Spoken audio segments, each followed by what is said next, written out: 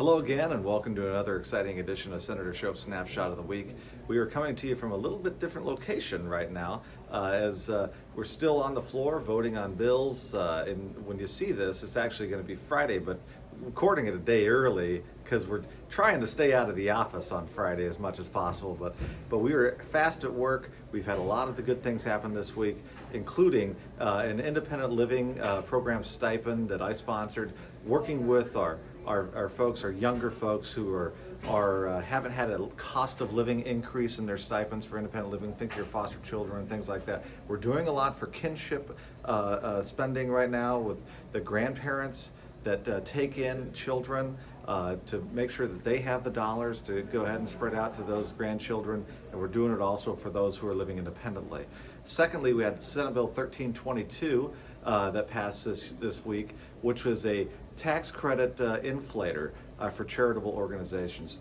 As you know, inflation has risen to one of the highest levels that we've seen in decades. And that means that the organizations that do such great work, think St. Vincent de Paul and St. Mary's Food Bank and other organizations that are out helping the least fortunate among us, are having to do just as much with a lot less because the dollar doesn't go as far.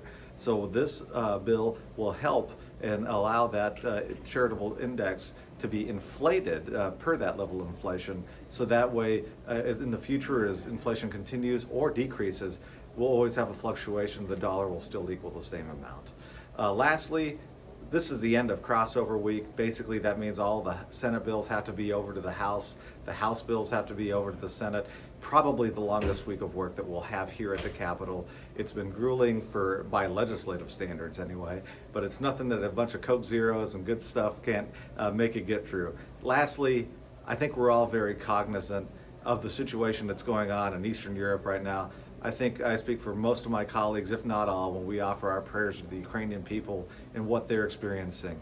It is sad to see that in 2022 we can't get through a year without some sort of war in this world. And I really do offer my prayers with the people there, the innocent folks who are obviously going to be caught in the crossfire. Let's think about them as we go through the weekend.